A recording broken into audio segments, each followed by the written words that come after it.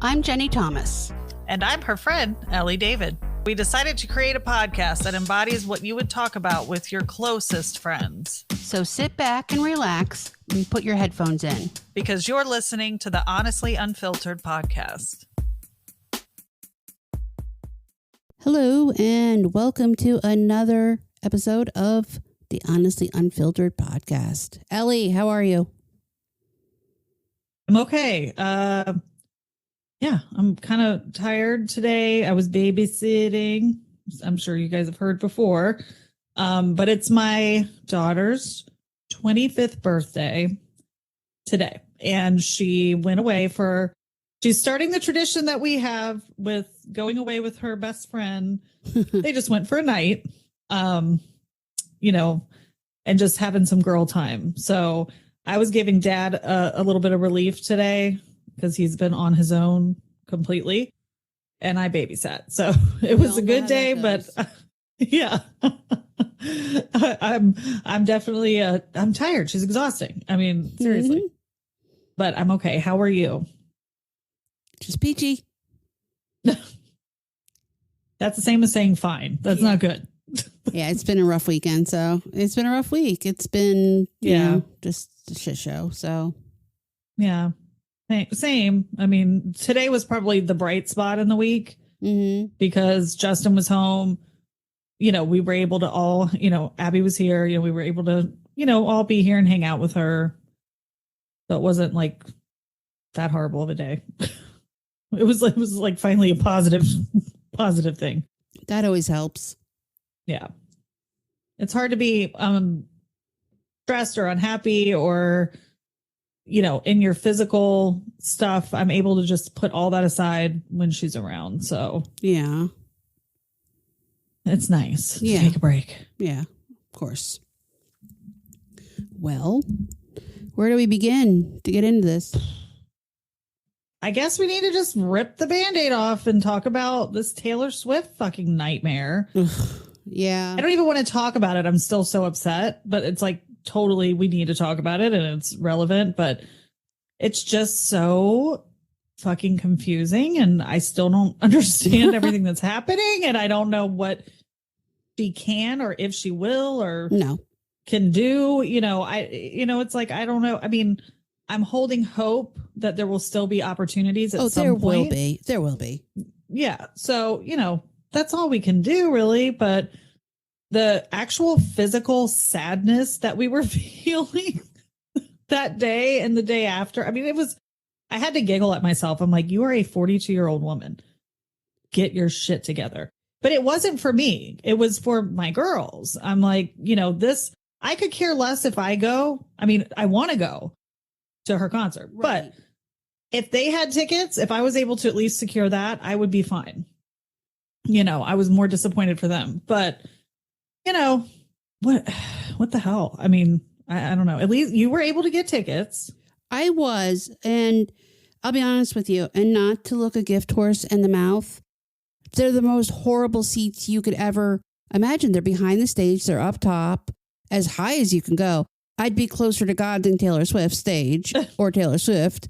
And, that was literally the only section I was able to buy. I got on like you at, 9:45 and you got right in. I immediately was sent to the queue.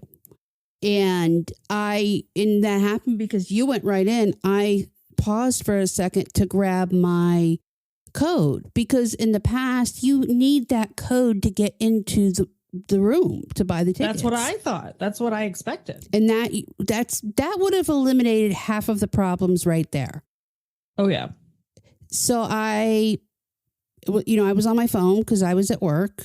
Luckily I have a wonderful boss who knew what was going on and said, hey, go in the conference room, for a few minutes, if it's not going to take more than 5-10 minutes. Then I proceeded to just stay in the queue. From what I'm gathering, you weren't able to buy the tickets because I couldn't remember. I know that did you initially click on some and then you wanted to go to club, or was it you just went right to club? I'm telling you right now, it took me just a quick second to kind of figure out how to look at everything. Not long. And then I was like, okay, I just started Clicking. click, and I would get 4 tickets. It would go into my cart. I would have that little next. The minute I picked next, it was kicking me out. And that's what it was doing to everybody. That happened like 6 or 7 times. Yeah, and that's what it was doing to everybody. And I'll tell you from just being a frequent ticket buyer, once those tickets hit your cart, you have 7 minutes to check out. So it shouldn't have been that way. When by the time finally at like 1:45, it all of a sudden my bar started moving, and it let me into the room. The Capital One sale didn't start until 2, so that was 15 minutes. I kept clicking around, and the only tickets that were available were like $6.99, $7.99, because they were VIP dynamic pricing, which means that Ticketmaster was raising the price according to demand. Well, they already knew what the demand was going to be. Yeah, so that was just bullshit. And from everything I read, Taylor Swift, she had the say so. She could have said, turn off the dynamic pricing. That's what Ed Sheeran did in 2018 with his tour. So I got in.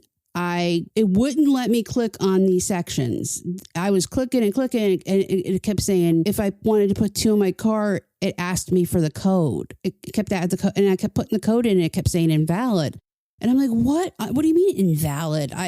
Which it was that was happening to a lot of people. So I went back, and I'm copying and pasting, and then instead, so I'm making sure I get it right.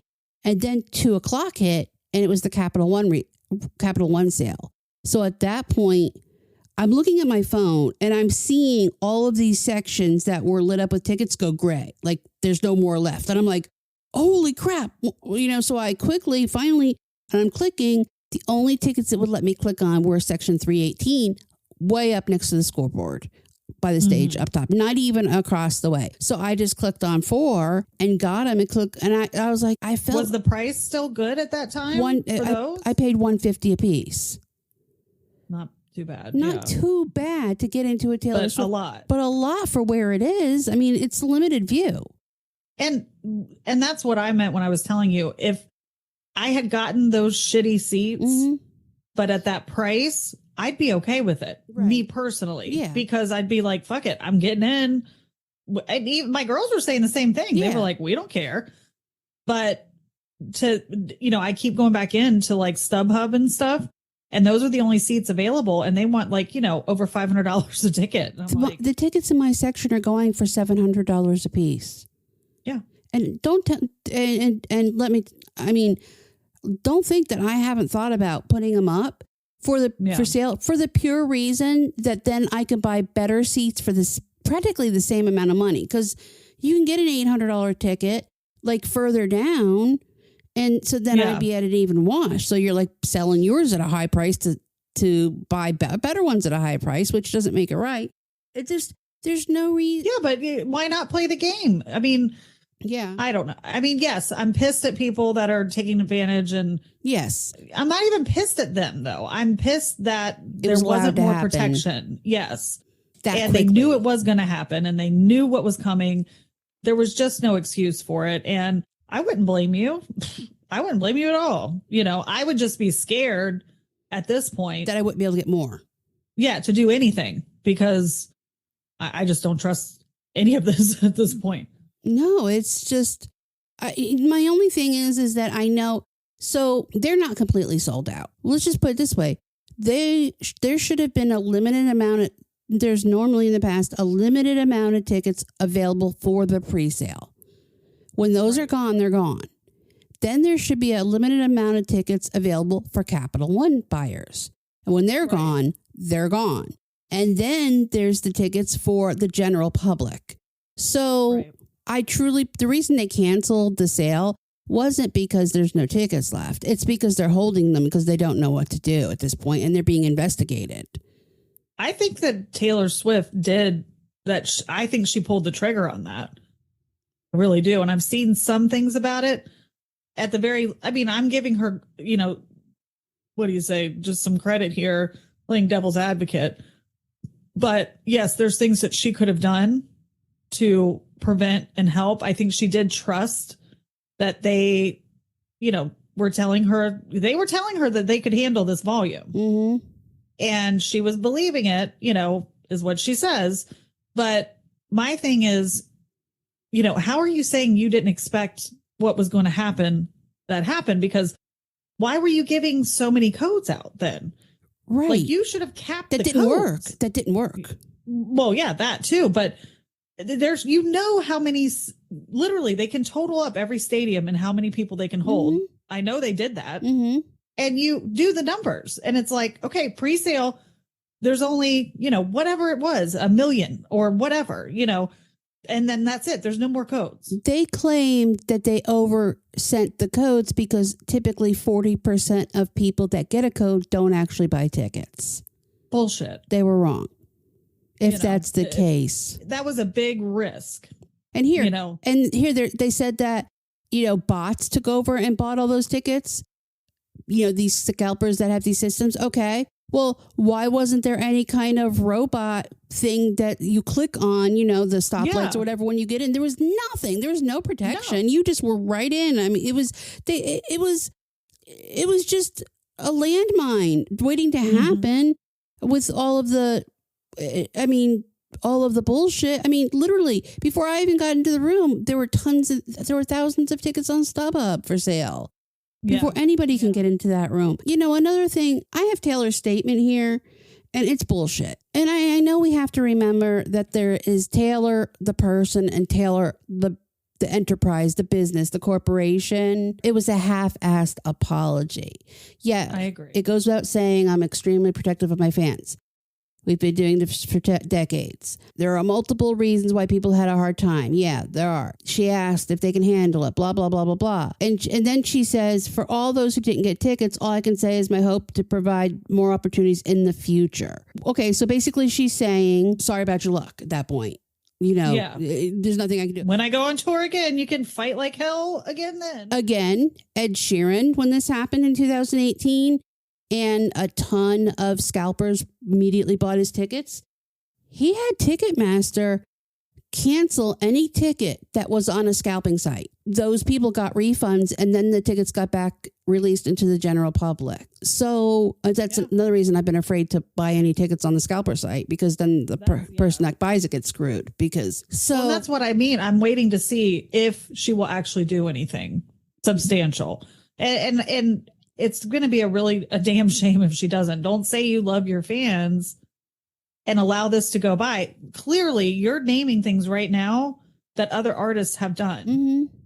So here's your chance, Taylor. Like, make the big move. I'm not putting it all on her. No. Ticketmaster and Live Nation. I agree. This is a monopoly that should have been, and they've been under investigation for a while now.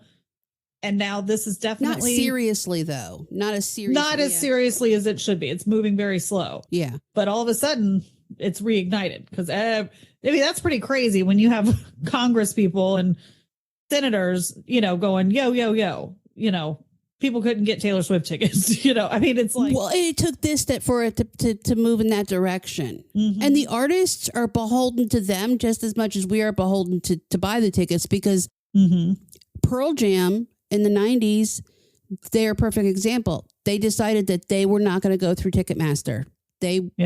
And they couldn't book big venues because the venues only worked with Ticketmaster. I say, and that's the thing. It's the venue.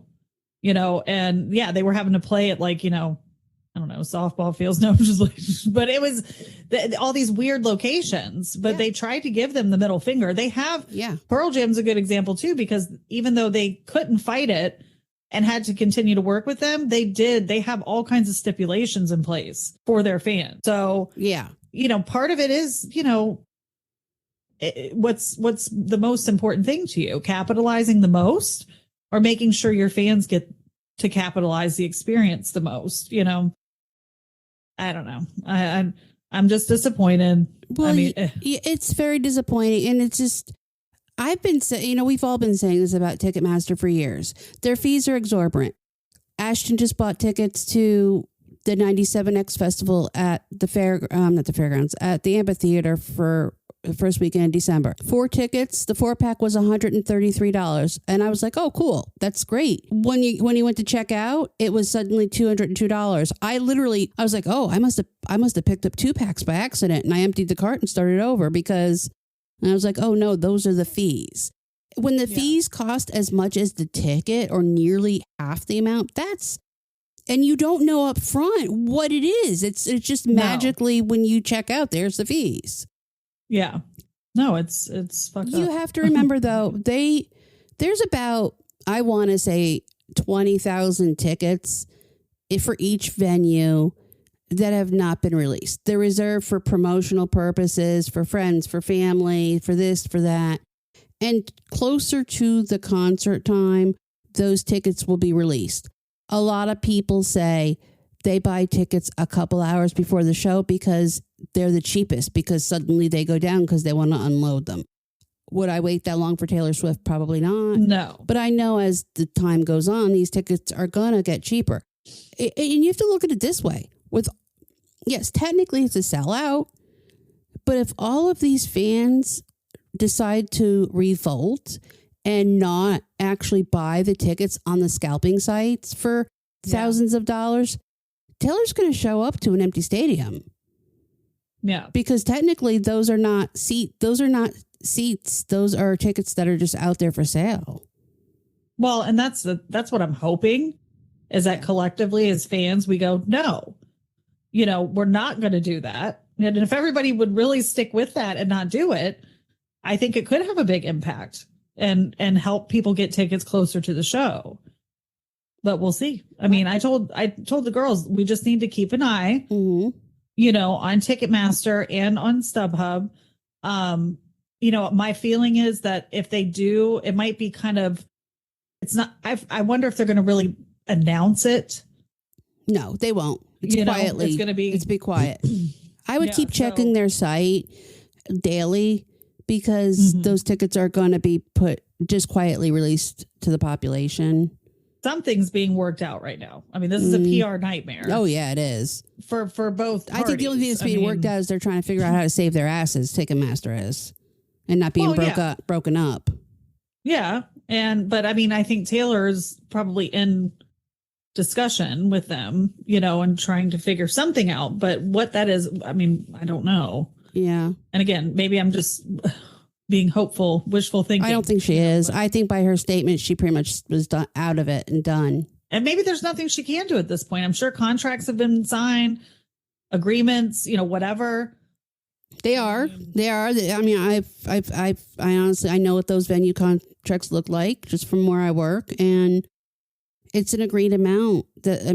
She doesn't get every dollar that goes to that ticket. A good portion of that goes to the venue. They get very little, actually, from my understanding. It's like pennies to the not dollar. Very little, but yeah. When you talk about percentage wise, about on $100 ticket, they probably only get about $4 or $5. Yeah, because they get the fee from the venue to play, from the promoter, and then it all goes through a promoter who's doing that.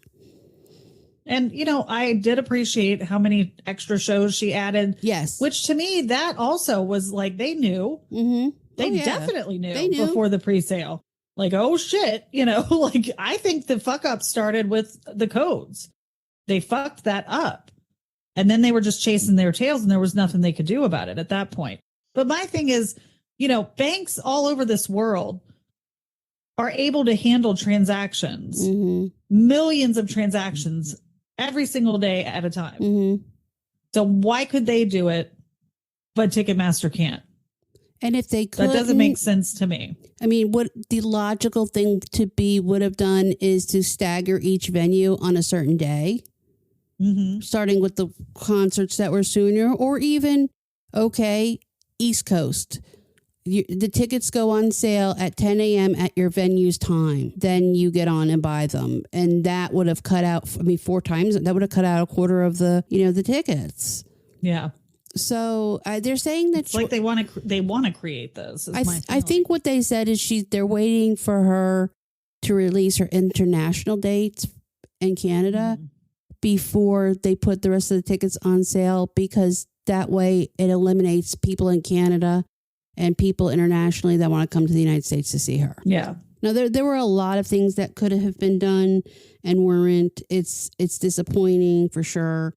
And there's people all over the place. I've seen so many videos of people saying, oh, I paid $1,400 for nosebleeds tickets. Why did I do that? And they're like buyer's remorse. Like, you know, I know my friend's daughter personally, she got on and she grabbed the first two she could.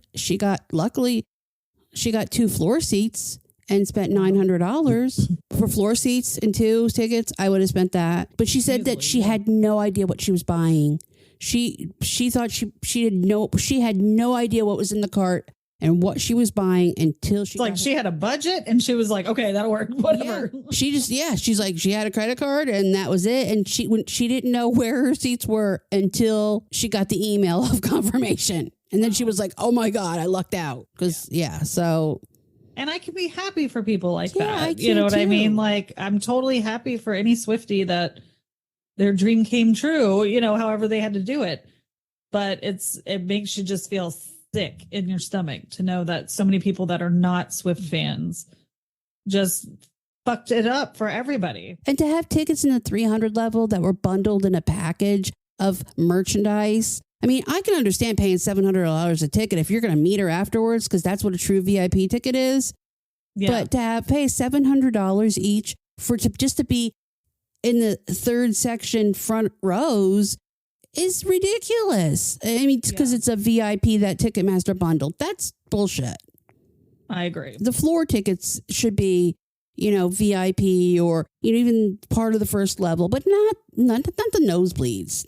Shouldn't have. My thought is I don't need your merch as a part of being a part of this. No. I can get your merch, and I have gotten your merch any day of the week. Right. Let me get my tickets. And not to mention, when you're there, there's going to be busloads of merch for you to purchase. Yes. Don't worry about that shit then. Don't worry, Taylor. You'll get my money. Right. But let us just get our tickets first. Right. You know, I mean, Jesus Christ. Yeah. I don't know. I love her. I will never not love her. Me either. You know, but you can't, you know, it's just disappointing. You can't help it, you know. Very, very disappointing. So, well, what are we going to talk about next? I've spent about as much time on that as I can. Yeah. After this week, because that was a big part of the week. That was a very big part of the week. A big part of our mental space. Mm-hmm. Because we were just so excited about it, you know? Yeah. Go ahead. No, last week my vacation was canceled. My trip to Wilmington. This week it's the Taylor Swift tickets. I mean, I can't handle anymore. I really felt like every day I was getting disappointed. It would be like, I thought I had salsa and I would go look for my salsa and it wasn't there. I'm like, you know what? Just fuck my life. Okay. But it was like one thing after another, you know? Yeah. And I was being so dramatic. I'm like, I just can't have anything I want, I guess. It's insane. I mean, God. So, yeah. Well, I finished The Crown. Did you? Mm-hmm. Finally finished it today. Okay, good. I limited myself to like one episode a night. So the big talking point, it seems, that I keep hearing about is the actor who plays Charles. Yes. He was way too good looking. That's the sentiment. Sorry. He was way too charismatic and good looking to be Charles. Dominic West. There you go. My goodness. My brain's not working at all. I'm a little mixed with it. You know, I feel like, although in my opinion, yes, he's more attractive than Charles. By far. But if you think back to the heyday when this was all happening in real time, although Charles was not, you know, a super hot guy, women were into him. He's a prince. He's a prince, you know, and he, you know, definitely was intelligent and, you know, things like that. I think that they were trying to soften him a little bit. Mm-hmm. And I mean, again, nobody knows what was really going on. You know, The Crown is not a documentary. No, but I have a feeling they get a lot of information from inside sources. Yeah, for sure. But it's just one of those things where I felt like they definitely were being a little kinder to him Oh yeah. with the writing. And, but it was interesting. I was buying it. I'm like, maybe there is something to this. It's like, I don't have a lot of sympathy for Charles. No, I don't either. I never did. Mm-mm.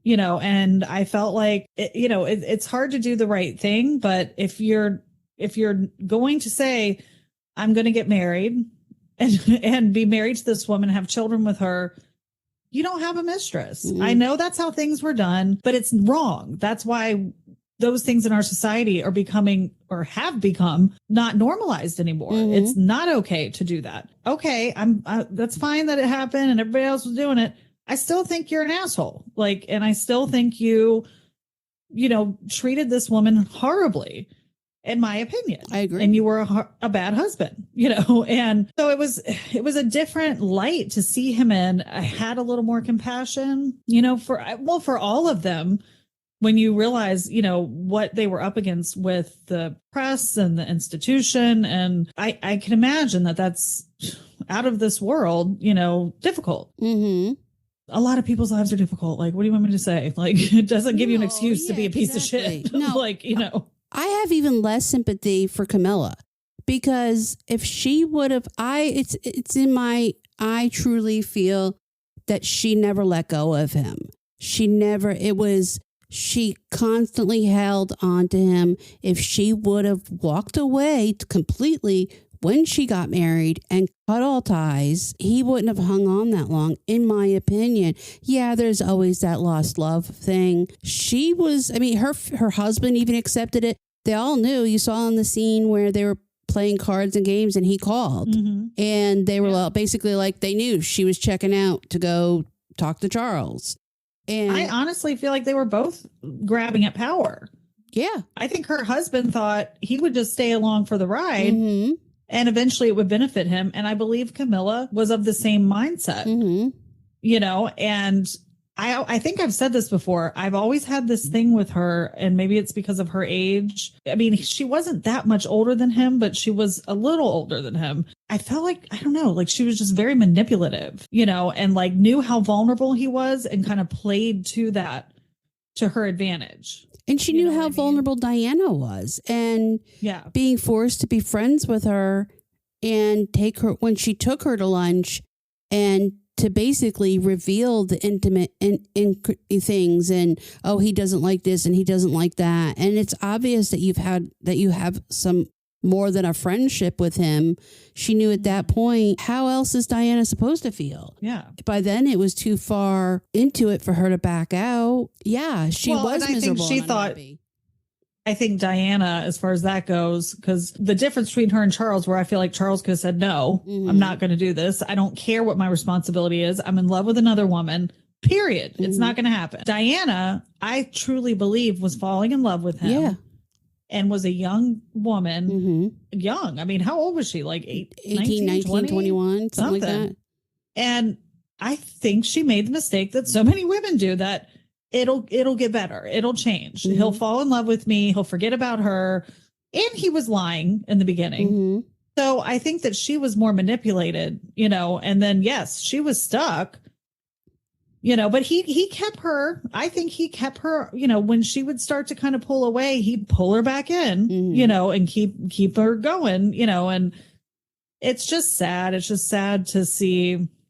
And there were times when I believe that they were truly happy when they went to Australia. You could see it in the pictures and things like that. He would look at her like he was proud of her and that he was his wife and going back. But then, there were rumors that at those times, then Camilla would come back even stronger to put her she would see what was going on and she'd pull him back. And so he could never get into a groove with her because I believe that. Yeah. So I think he could have fallen in love with her and they could have been happy had Camilla let go and truly walked away, but she never let go of him for a second. The saddest thing really is that she did finally get divorced, and Diana, and was finally looking at what could be a happy future for herself. That's ultimately the saddest thing. Now, I thought this was the last season of The Crown. No, next season. But it definitely is not. Okay. Because I was like, wait a minute. As soon as they're filming was done, it right now. Like, yeah. Hold on. But so I'm happy about that. Yeah. But yeah, I don't know. Have you read or heard much about Harry's new book? I have. Apparently it's causing a tizzy over there across the pond. Of course. It's obviously top secret, but by the name of it, Spare, it's going right? You basically focus on his, let's face it, if Diana, if they would have had a third child, it probably would have been better for Harry because the focus, he was brought up truly as a spare to take his brother's place and have, if anything should happen to him. I think for a man like him, it was probably hard to find his place. So, and then losing his mother so young. But Harry and Meghan's Netflix series is going to air next month. Okay. A statement came out. From what I am hearing in a lot of back channels is that Harry and Meghan are not in a good place because I'm getting that kind of whispers of that too. And I'm like, is this a thing or what? Because he's, after going home for his grandmother's funeral, I think he doesn't feel it's the time and place to air the dirty laundry. And I think he sees that his father has offered him an olive branch and he doesn't want to shit all over it, for lack of a better word. I think that But he's releasing his book. He doesn't have a choice. They gave him a $35 million advance. So unless someone's coughing that back up, Simon and Schuster, I think that's who has it. They're going to make well above that, Oh yeah. It's so that's not something. They already had the manuscript prior to Elizabeth's death, so it was supposed to actually be released before Christmas, but he convinced them to hold it a little longer because of that. But no, I think so. I hear that they're fighting because now with the Netflix, he really kind of wanted to pull back on all this, and she's moving forward, guns blazing, with her vendetta against the family. Yeah. But he's also stuck. He's in America with if he goes, what's he going to do if they get divorced? The kids stay here. He loves those kids so much. There's no way. I hope it's not true.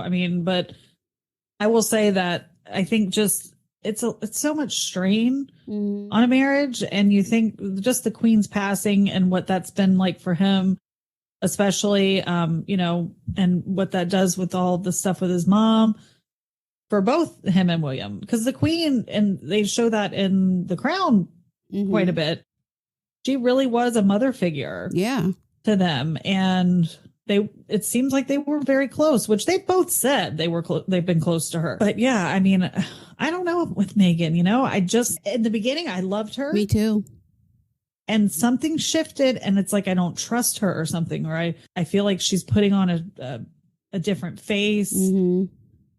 There's something weird there. It's like literally she speaks and I'm like, ugh. Me and too. I just, and I'm like, I don't know. And it's not, I have no opinion. I have no negative opinion anyway about the two of them and their marriage. And I support everything they've done. And there's just something with her now that I'm like, and it's definitely not for the same reasons as the people over there across the pond. Okay. It's just, I don't know if she's had to kind of reinvent herself to be able to handle everything that's happening. That's a real possibility. I don't know. I don't hate her. There's just something that seems off. I don't deny that she wasn't welcomed by the family or the British people, but Kate went under the same scrutiny as she did. They would call her middle class Kate. I think it was probably a little bit more brutal with Meghan just because of her biracial status. There was nothing she can do right. If she put her hands on her belly too much when she was pregnant, it was, she's obsessed with her bump. If she didn't, she was heartless. It was one thing after another. Now, is she taking it a little too far at this point? Really I mean, her premise of her podcast is the archetype you fall into, the stereotypes and the roles and this and that. And it feels like it's very directed at the monarchy, their system. Right.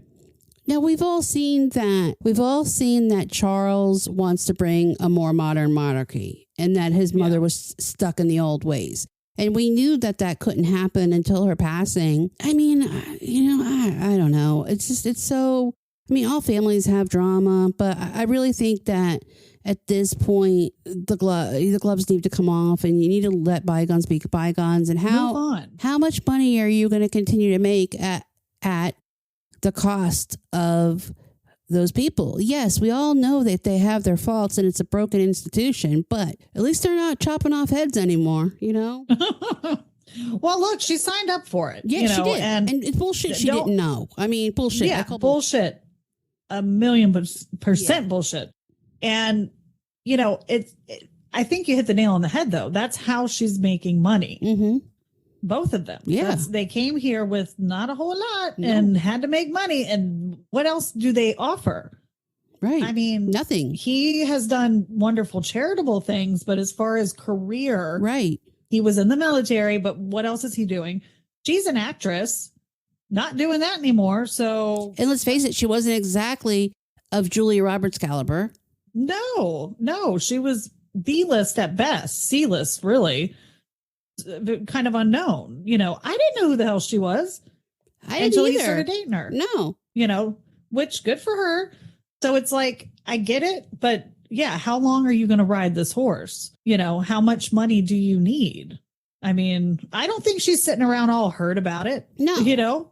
I don't think she's hurt at all at this point. I think she's fine. She's moved on. She's got her man. She's got her kids.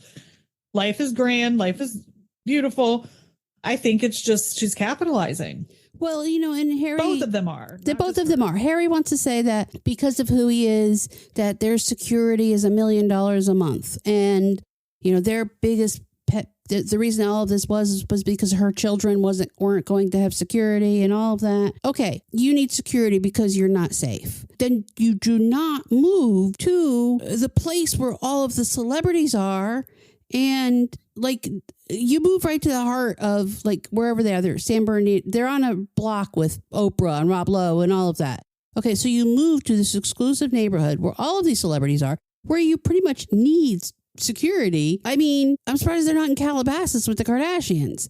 I mean, if you really wanted a quiet life, okay, move to some island in the Bahamas.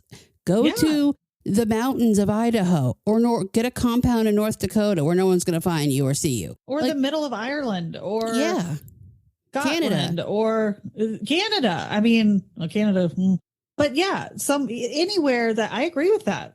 I agree with that wholeheartedly. It's like, I agree that the safety issues were horrible in the UK for her. Yeah. And for her mental health. I'm not denying that either. Existed. But yeah, you were definitely making poor choices with where you relocated, my friend. But and that can still be fixed. Yeah. You don't have to stay there. No. Sell the freaking place and make better choices here, But rich people problems, okay, I'm sorry, I don't know, but you still have to find a way to make money. Mm-hmm. And I don't know. I mean, I'm sure they have all kinds of things going on, but I don't know. I'm sick of hearing about it. I mean, at this point, Harry's not going to go down to Whole Foods. Sorry, no. I say I'm sick of hearing about it. Of course, I get so excited when The Crown is released, but yeah, it's not that I don't want to hear about it at all. I don't mind hearing about it from Harry. No. Because Harry has more than every right in this world to share everyone has a right to share their truth. Right. Full stop. But as far as the royal family goes, I believe my feeling, Meghan has said all she needs to say. Yeah, it's like, when is enough? And we heard her. We listened. We watched the Oprah interview. We watched all the stuff. Yeah. Absolutely. Harry, we've been on board with Harry since his birth. Okay. 100%. So anything they need to say and they feel like needs to get out there, let them be the ones to do it. Right. That's my opinion. She needs to just cut it out at this point. Let me get your opinion on something, because I'm seeing a lot of chitter chatter about it again. Okay. Do you believe that someone inside the royal family had Diana murdered? I don't know. I don't know. I struggle with it a lot. Because the bigger, let me just say this. The bigger part of me does not believe that. The bigger part of me. I feel like if someone did want her gone and would actually do something about it, I really don't think it came from them.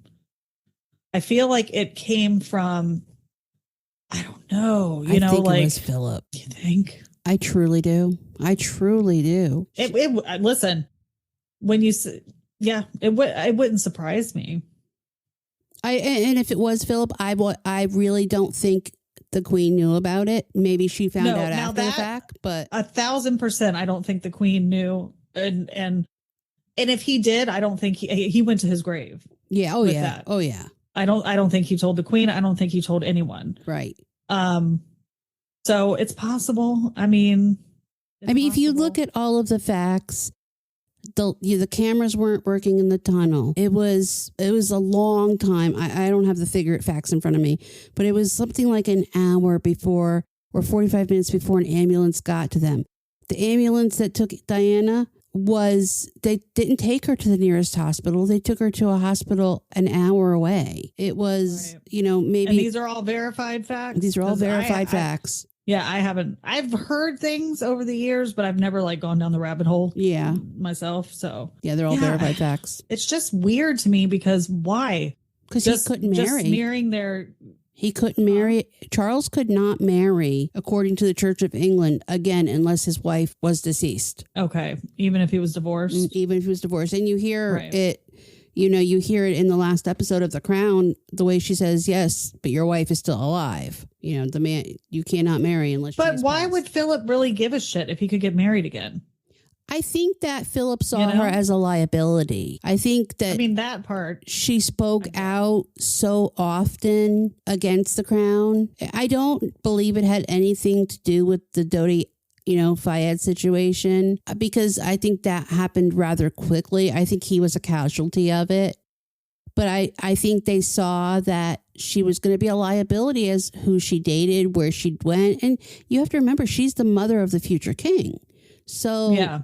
She's not going anywhere. She's an intricate part of her children's lives. I think they knew that it would be easier without her in the picture. Think about it now. Think about now what would be happening if she was still alive and Charles was with Elizabeth gone and Charles and Camilla were about to take the throne. You'd still be seeing the Queen Mother. Mm-hmm. Because that's what Diana, eventually would be. Yeah. With William. Mm-hmm. And yeah, can you imagine? That is really, but it's when you lay it out like that, yes, I believe it's totally possible. Sad to think that it's true. Yeah. Heartbreaking, but surprising. No, we see those kinds of horrific things happening anywhere there's power. Mm-hmm. Oh yeah. Anywhere there's a power dynamic. And, you wonder too, if she just would have been quiet for longer. Mm-hmm. You know what I mean? Let more time pass before she started spilling the beans. Mm-hmm. If that would have altered the narrative.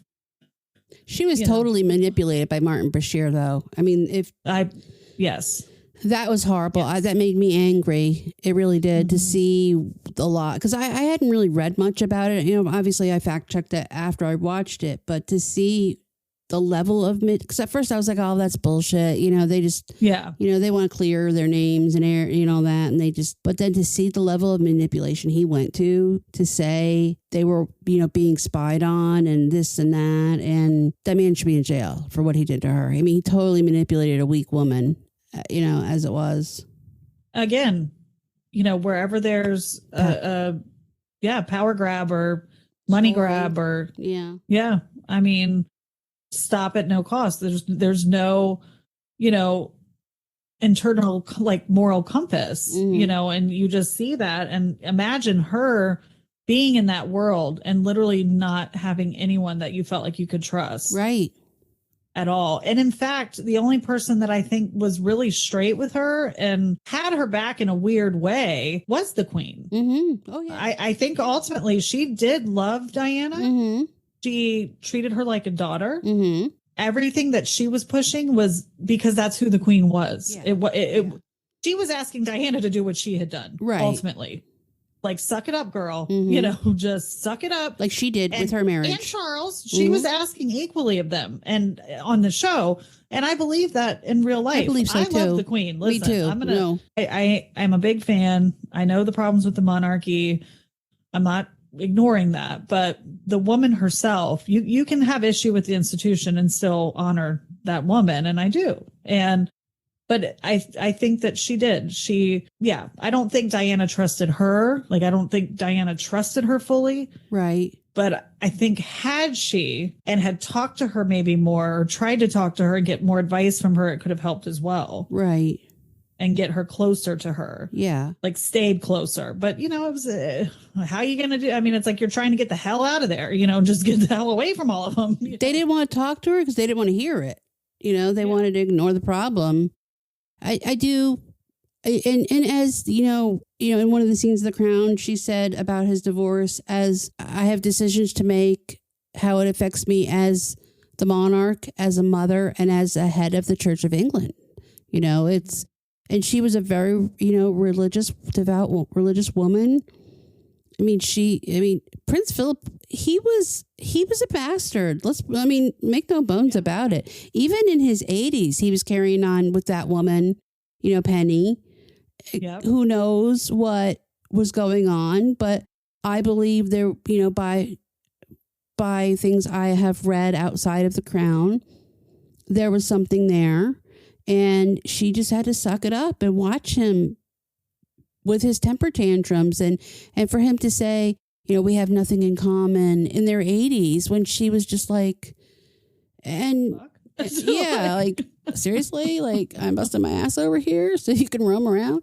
Now, I do feel like this season showed it was very sad to see, her struggles with getting older, the whole, her son just basically putting that article out about, the Queen Victoria syndrome and being monarch for too long. And, I like the way she said that they had her, say to him, this is the job. It's for life. You become king when I'm dead, and stop trying to get it sooner, But how relevant are those topics? You know what I'm saying? It's like women are still fighting this bullshit, misogyny, ageism, sexism.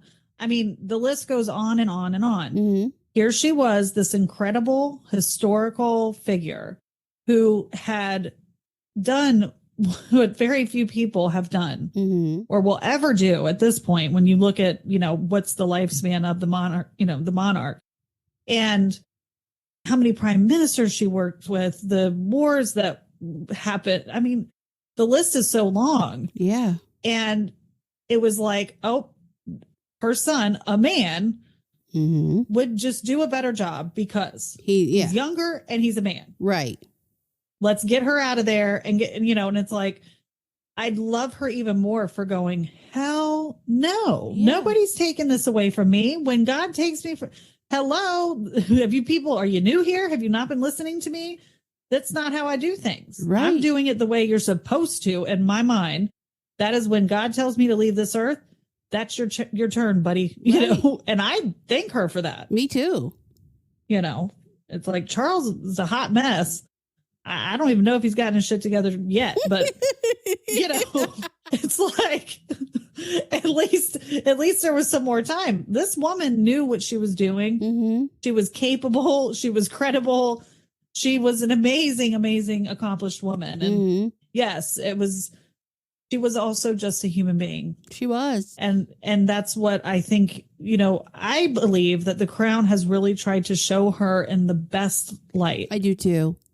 Not glossing over mistakes but showing a real compassionate, view of who she was as a human being. And the decision she and made.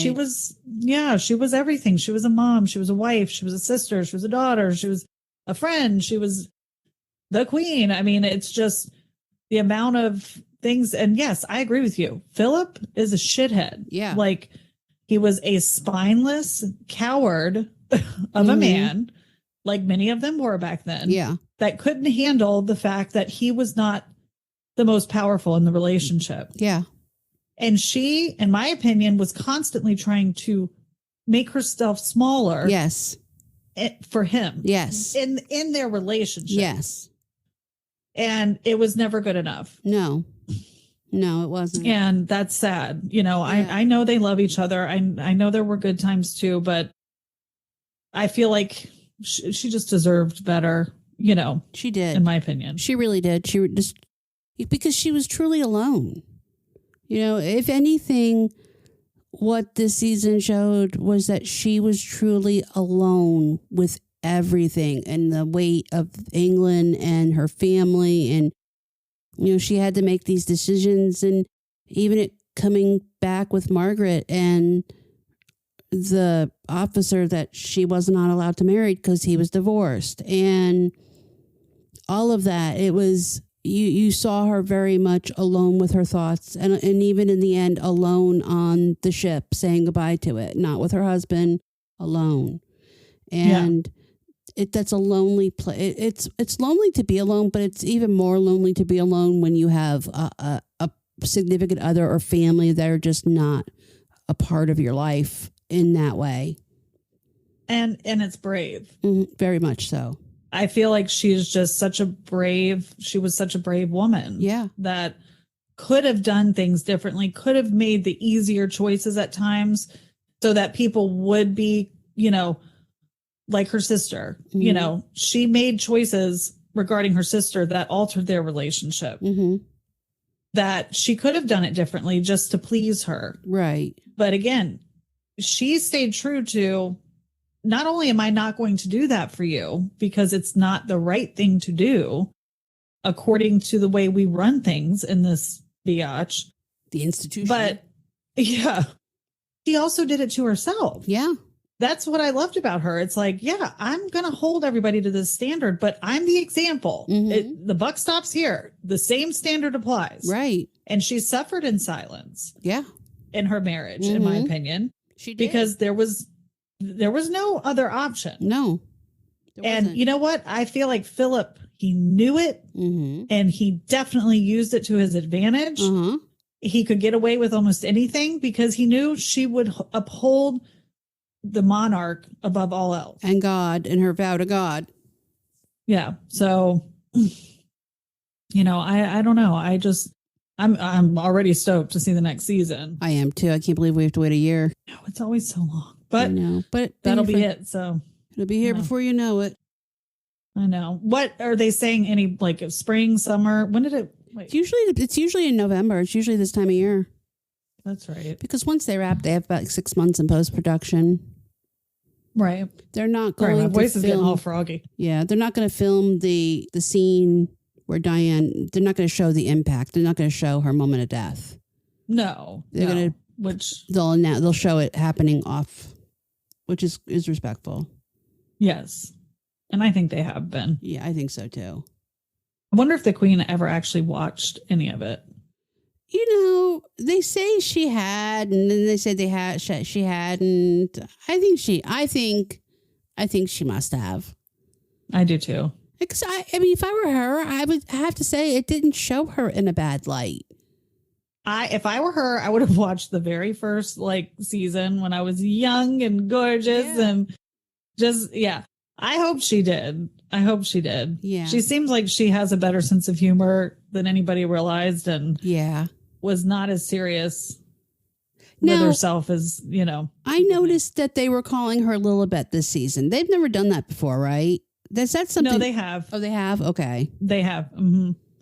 Maybe I'm just because I remember early on, I want to say the first season, it was a lot because that was when Dad was still king and she was literally a young girl, you know, right. So that was being thrown around a lot. Cause I remember looking it up, like, what are they calling her? Cause I did. I didn't understand it at first. And I hadn't heard that before. I don't think I'd ever heard it before the show, if I'm being honest. So, Right. which I just love it now. Yeah, oh yeah, it's I'm like, adorable. I would totally name my kid Lilibet. Of course you would. Totally do it. Maybe you know one what? of them is willing to do a legal name change.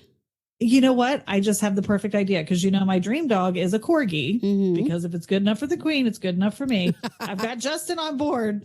And this is not new, guys. I've wanted a corgi, for a long time, but it was because of the queen, just not because of the crown. So I'll get my corgi and name her Lilibet. There you go. There you go. Done. Like there's probably 1 million Lilibet corgis out there already. So. Probably now, yeah. We are right at the 1 hour mark, so. That sounds like a good place to stop. Yeah, I have to work tomorrow. Otherwise, I'd say let's keep pulling it out. Maybe we can get another one going this week. I know it's kind of crazy with Thanksgiving and I don't know what you got going on, but. Nothing. Wyatt and Ashton are both working on Thanksgiving. So, I think Ashton was going to work Friday, but he swapped for Thursday because it's double pay and he wanted to be off on Black Friday. I understand. I'm riding solo, so we'll see. Oh, dang. You can come with me. Enter if you dare. I think it'd be a good day to sit in my pajamas. Probably. Yeah. Maybe I'll make a turkey sandwich or something, but I don't. There you go. I don't feel like cooking, so we'll see. Throw a turkey in. Listen, if nothing else, yeah, turkey sandwich, man. That's where it's at. This doesn't make sense for me to make a turkey for nobody to be here, so we'll see. They can eat it when they get home. Whatever. Jenny's like, nah, boo. I'll make a box of stove. There you go. Yeah. There you go. All right, everybody. Well, thank you for listening and happy Thanksgiving to all of you. Yes. And we'll see you next week or maybe later this week. Who knows? Maybe later. Take care, everybody. Bye.